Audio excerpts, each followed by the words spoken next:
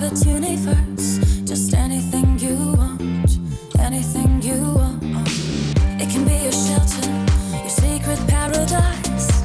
It can be your spaceship, reaching for the sky. It just needs a little direction.